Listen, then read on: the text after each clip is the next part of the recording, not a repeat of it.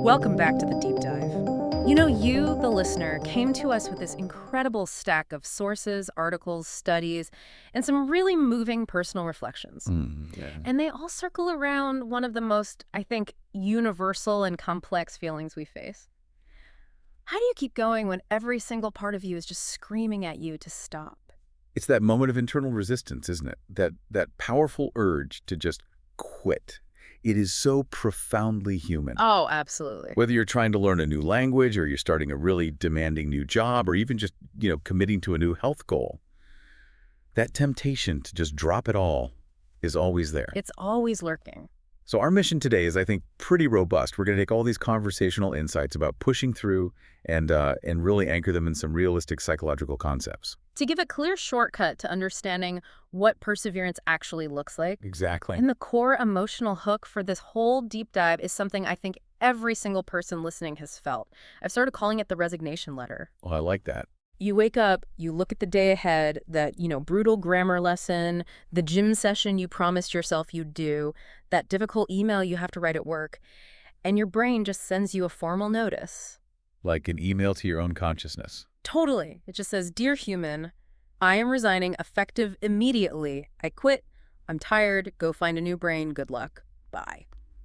That is a perfect description. That moment of just complete cognitive and emotional shutdown. Mm-hmm. And it's so well captured in the source material. Right. It highlights that this resignation, it isn't just for huge life-changing goals. Mm. It can be triggered by failure on a really small scale. Oh, yeah. Wanting to quit the gym again after one really painful session, or, this is a big one for our listeners, breaking up with a new skill like learning English, just because you hit one confusing grammar rule that refuses to make sense. Oh, I've been there. You run into the past perfect continuous tense for the 100th time, and suddenly the entire goal of fluency just feels impossible. A joke. It feels like a mountain you can never climb. But here's the paradox, and this is really where we launch our mission today.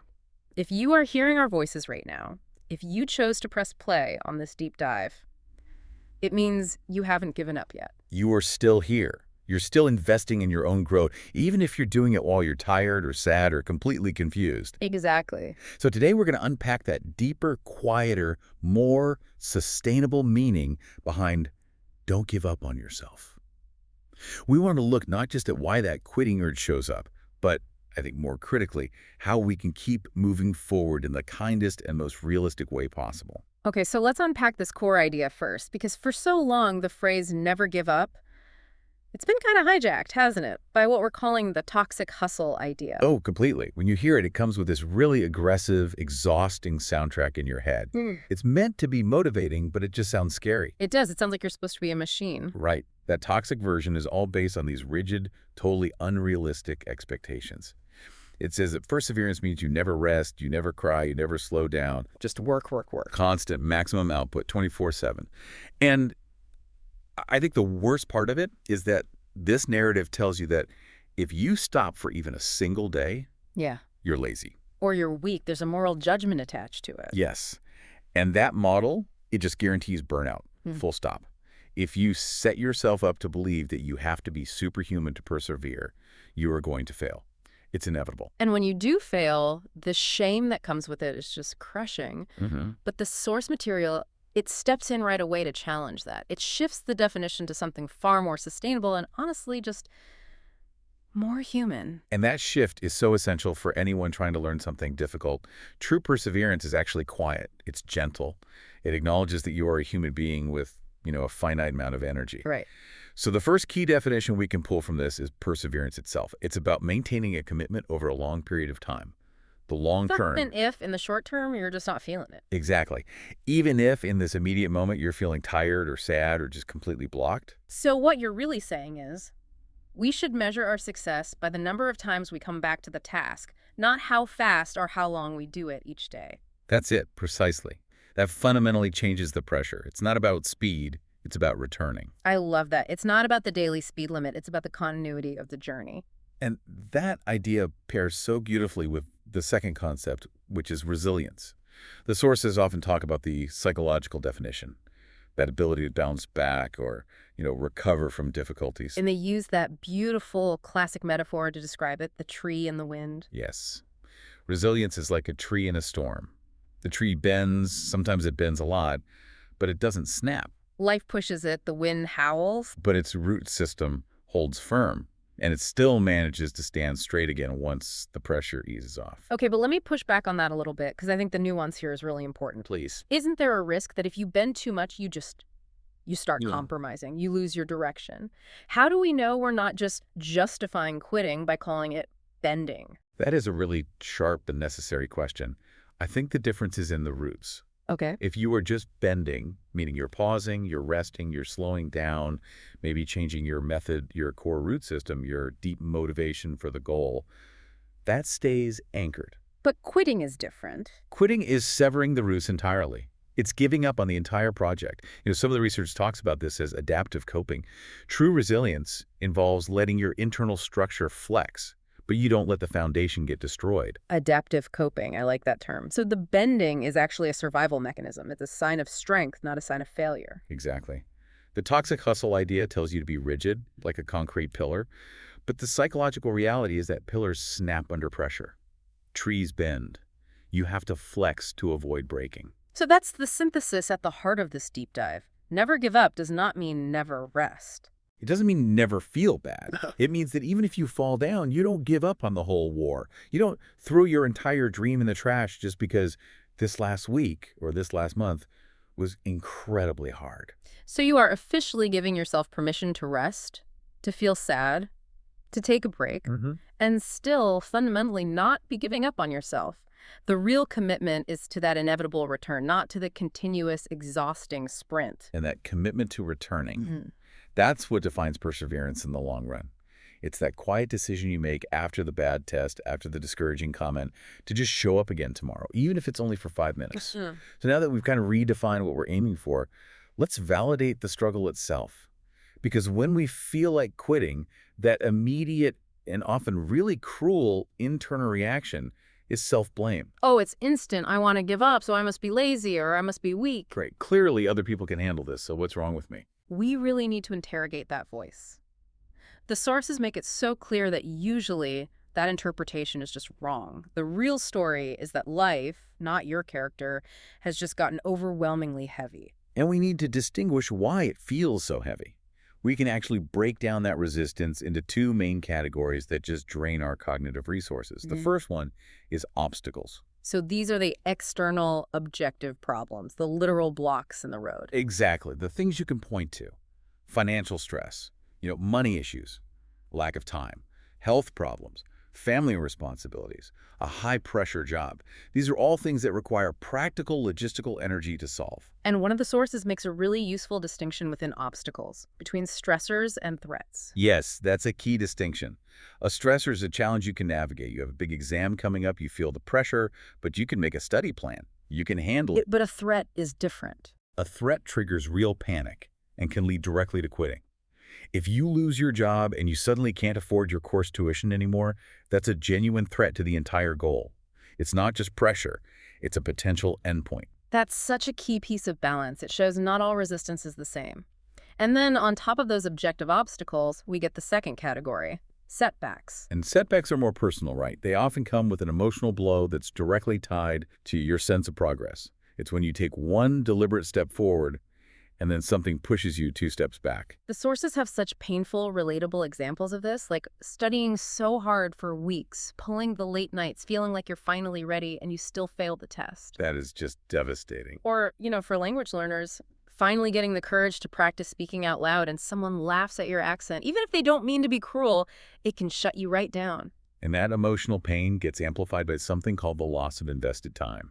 When you study for 5 hours and then fail, you don't just feel bad about the grade. You feel angry about those 5 hours you'll never get back. Exactly. You feel like that time was wasted. And this is often a huge trigger for imposter syndrome. That one setback convinces you that you're fundamentally incapable, no matter how much you've succeeded in the past. And when you start combining all of these things, the systemic obstacles from your life, with these continuous, discouraging setbacks. That's when life starts to feel like a chronic uphill battle. The visualization is so important. It's like you're walking up a super steep hill, a hill that feels like it never ends, and you're carrying this heavy bag on your back filled with all your obstacles and your failures. Every single step requires an extraordinary amount of effort. And that effort leads to the feeling of being completely overwhelmed. And we should probably define overwhelmed a little more precisely than just everything is too much. Good point. Psychologically, being overwhelmed is a state where the brain's planning center, the prefrontal cortex, it just shuts down. The cognitive load is too high, it exceeds its capacity, so it stops being able to logically organize tasks. So you don't know where to start, which means you start nowhere. Exactly. The brain goes into triage mode. It stops planning for the future and just looks for immediate relief, which is usually quitting. And that prolonged state of being overwhelmed, that leads to the really dangerous quiet phase. You start to lose heart. That's such a gentle but powerful phrase. It is. It's a slow, almost invisible process where you lose your hope, your emotional energy, and just your courage to keep fighting. It's not a sudden collapse.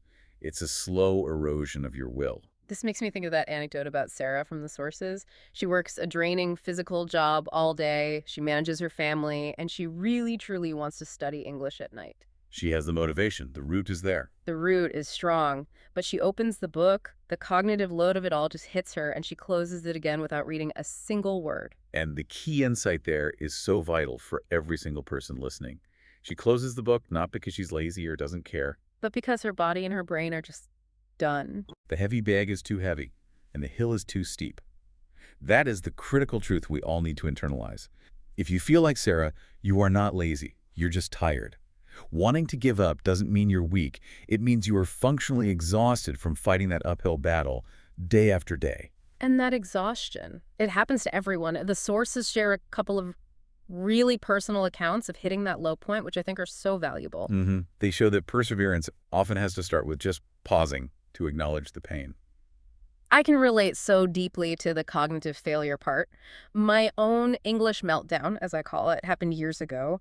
I was at a phase where I thought I was intermediate. I had this self-perception of being, pretty okay. You felt like you had a handle on it. I did. And then I tried to watch this video, a simple video that everyone else in my class found easy, and I could not understand a single full sentence. It wasn't just confusing. It was like my brain was hearing space language, just white noise. Oof.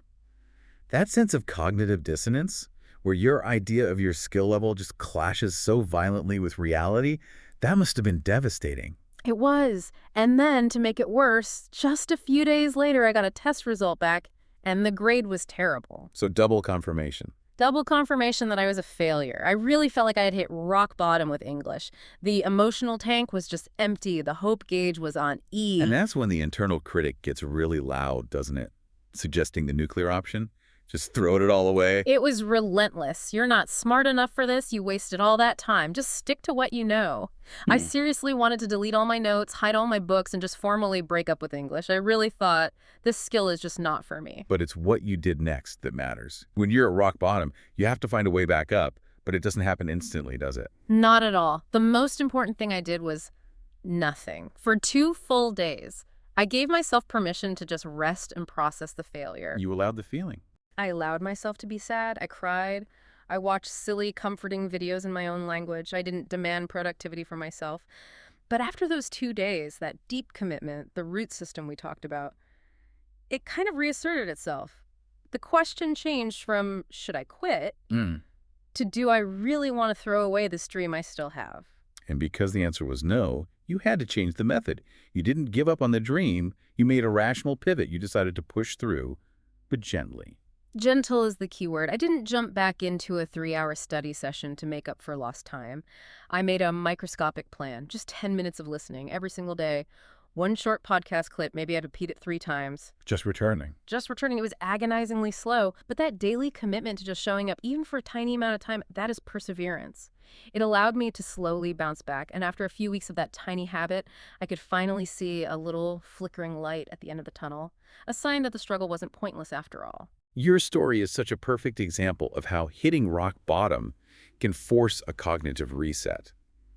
The old path wasn't working. It was unsustainable.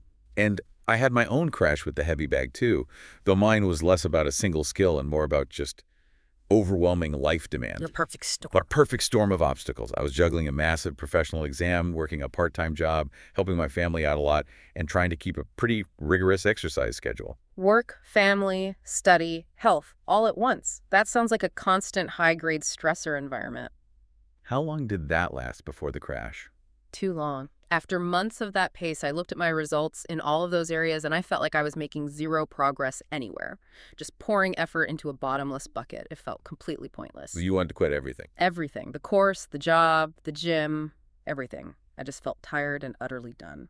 And when you reach that point, that fatigue-driven resignation, you often need an external voice because your own internal compass is just broken. Yeah. What was your pivot point? It was a scheduled meeting with my teacher. Ah. I walked in, and I just told her, I'm quitting. I'm failing.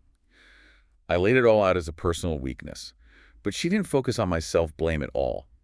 She looked at my work logs, my test scores, and she said something that just changed my entire narrative. What did she say? She said, you are actually on the right track. The problem is you're trying to cover 3 years of learning in 3 months. You just want results too fast. Wow, what a relief that must have been. To hear that the direction was correct even if the speed was wrong. It was incredible. She validated the effort, not the outcome. And she stressed the importance of deciding to just stick with it, to stay the course, even when it felt boring or slow or repetitive. So knowing you, I'm sure you immediately went home and created a perfect, heroic new schedule. Well, this is where the humanity comes in. You know the cliche, when the going gets tough, the tough get going. Sure. For me, it became, when the going gets tough, I get snacks. My only reliable coping mechanism left was snack power. A vital psychological strategy. But you paired the snack with an action, right? I did.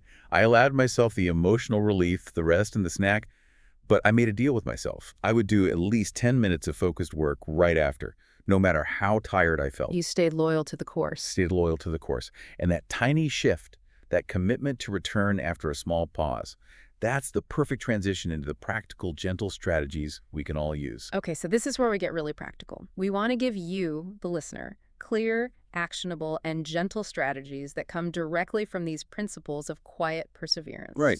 If you're feeling overwhelmed right now, these are the small levers you can pull to start getting back some control. The first strategy directly attacks that feeling of the overwhelming uphill battle.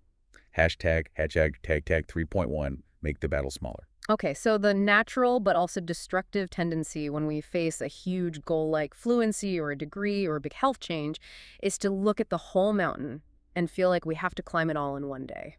And that leads to instant cognitive overwhelm, which is the biggest trigger for that resignation letter. You're exhausted before you even start. The sources use that great analogy of cleaning a giant messy house. If your goal is, I must clean this entire house today, you'll probably just shut down and do nothing. But if you reframe it, Yeah. if you tell yourself, I'll just clean this one table, or I'll just organize this one drawer for 5 minutes. Suddenly it's possible, it's bite-sized, it's manageable. This is where we can bring in some structured tactics. So instead of that crushing commitment, I will study for 3 hours every single day, you can try the 2-minute rule. If a task takes less than 2 minutes, you just do it immediately. No debating. Or a strict 10-minute timer. Exactly. You commit to 10 minutes of hyper-focus. And if you only do 10 minutes that day, you still won. Yeah. Because you maintain forward motion. That 10 minutes is a huge victory over giving up completely. And neurologically, that's so important, right? Those small wins are critical. Each time you finish that one exercise or get through that 10 minutes, your brain gets a small hit of dopamine. It feeds a positive feedback loop. You're literally training your brain to associate effort with a small reward, which makes it easier to try again tomorrow, even when you're tired. It reminds me of that anecdote about the student who felt that learning English was like facing a giant, terrifying ocean. Yes, she didn't even want to touch the water. And the advice wasn't learn to swim, it was just put your feet in. It was about habit stacking. Right, tying the new tiny habit to something she already did every day. Her tiny habit was listening to a short English podcast only while she was brushing her teeth. A 2 to 4 minute non-negotiable window. The effort was so small, her brain couldn't really argue with it. It couldn't reject it as being too much. And that tiny automatic habit slowly created a new routine. She said after a few weeks, it actually felt weird not to have the podcast on while she brushed her teeth. She turned the uphill battle into a small, smooth daily step. So for you, the listener, that small step might be writing out one sentence or just setting a timer for 10 minutes and honoring that tiny investment in yourself. And that takes care of the external workload. But often the heavier battle, the one that really writes the resignation letter, is that internal monologue. Which brings us to our second strategy. Hashtag 3.2, change the story in your head.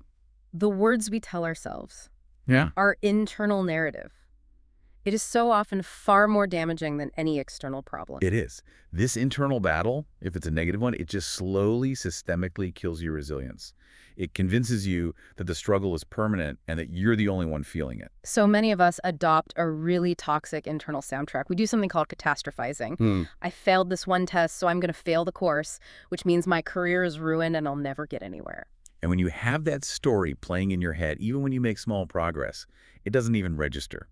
The background music is always sad and discouraging. That constant internal critique just drains the energy you need to actually do the work. So we have to actively work to change that soundtrack. It's an act of what the sources call self-protection. You have to introduce kinder, more realistic sentences into your head. So, for example, after a bad test, instead of that emotional reaction, "I'm stupid," you have to interrupt that thought I can replace it with what? with something more objective. Like, this is data about one specific task. This is a setback, not the end. I don't need to change who I am. I need to change how I study.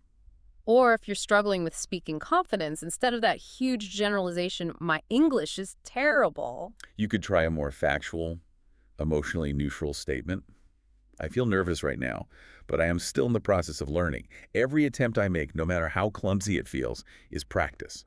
The source material describes these kinder words as being like a soft hand on your own shoulder. It's such a lovely image. They protect your emotional core. They give you the psychological space to push through the bad days because you're not also spending all your energy attacking yourself for having a bad day. It's about separating your identity from your temporary performance. Your worth is not your test score. I still use this technique every day. When my brain starts saying, "you're moving too slowly, everyone else is so far ahead," I have an established counter motto. I just interrupt it and say, "no, I'm just moving at my speed, and my speed is sustainable." You're giving yourself explicit permission to operate at a pace that works for you.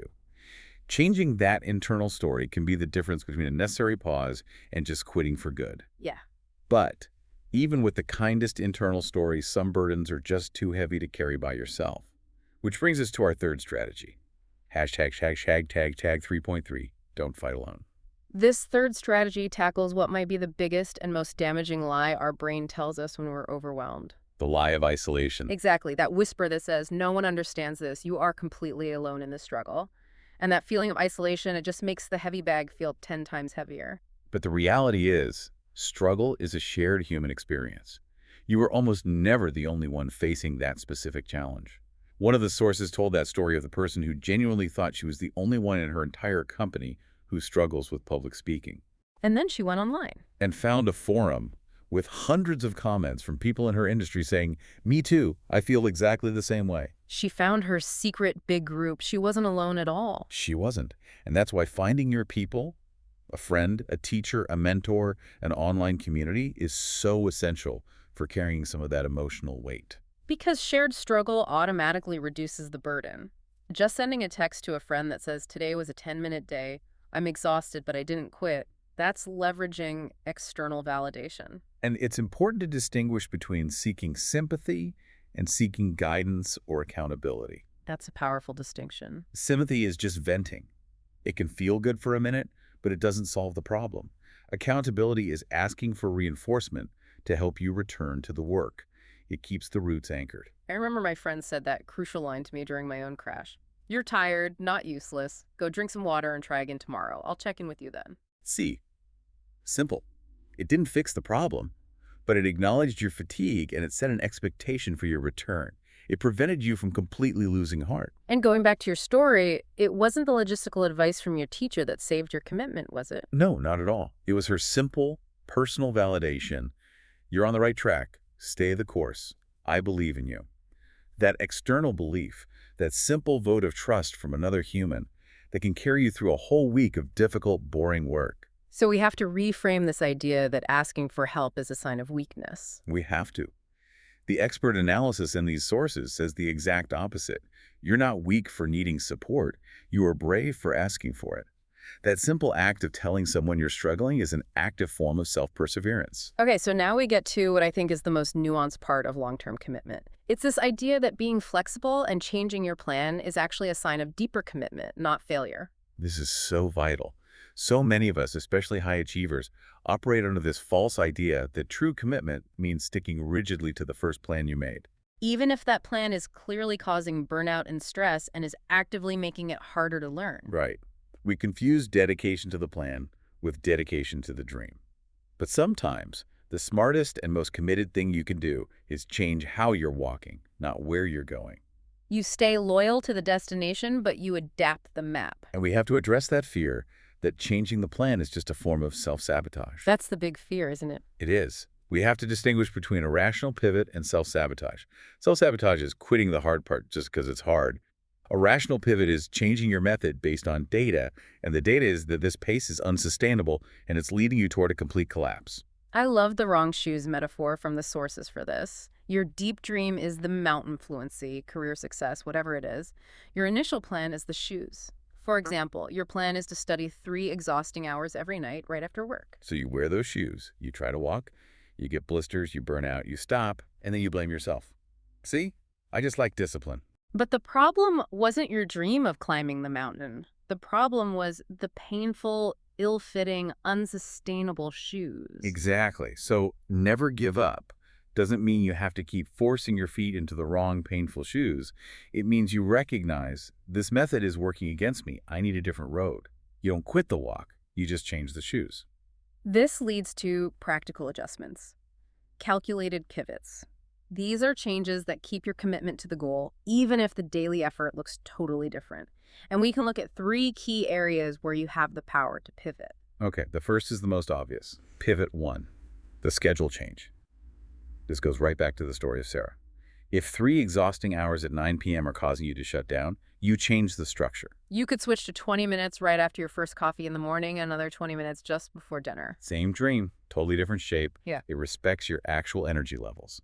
Fragmented effort, if it's consistent, is almost always better than one big chunk of effort that you keep skipping because you're too tired. Okay, what's the second pivot? Pivot 2, the method change. Maybe you've been forcing yourself to use a really boring grammar textbook because you think that's the serious way to learn.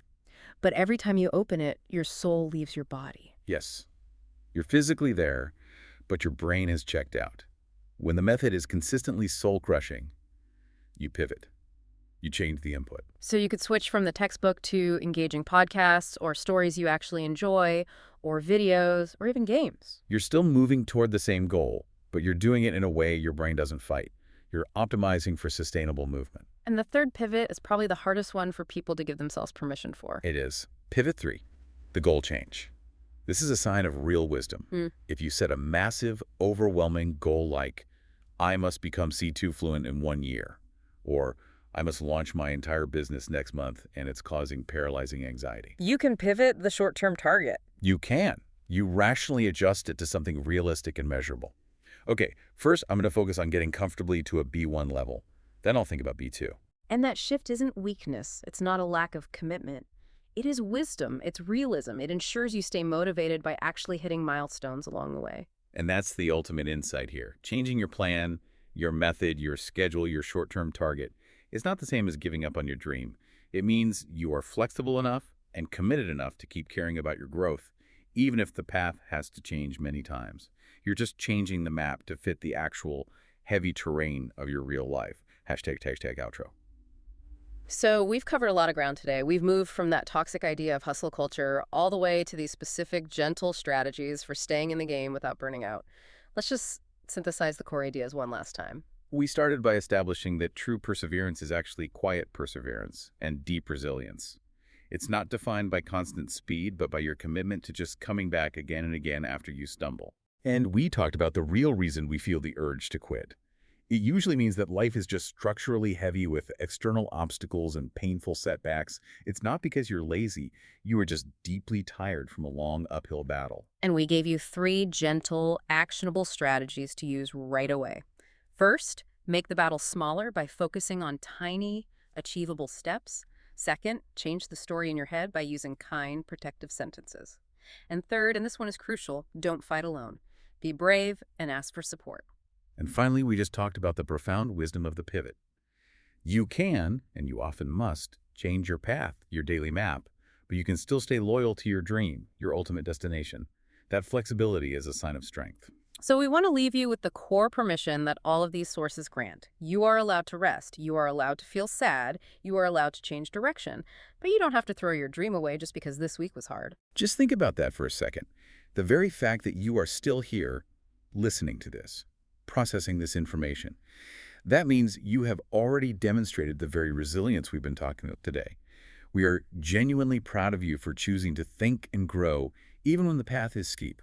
You stayed the course with us right to the very end. And now we want to give you one final provocative challenge to help you apply this knowledge to your own life. We want you to take a moment to finish this sentence for yourself. You can write it down or share it with someone or just think it through deeply. One thing I don't want to give up on is because This could be your English fluency. It could be a health goal, your dedication to your family, an artistic project, or just your own self-confidence. By saying both what you're sticking with and why, you activate that principle of deep perseverance. You commit to continuing your own journey, one small, gentle step at a time. Thank you so much for joining us for this deep dive. We hope this knowledge gives you a lighter way forward the next time your brain tries to submit that resignation letter. Stay kind to yourself and just keep moving forward.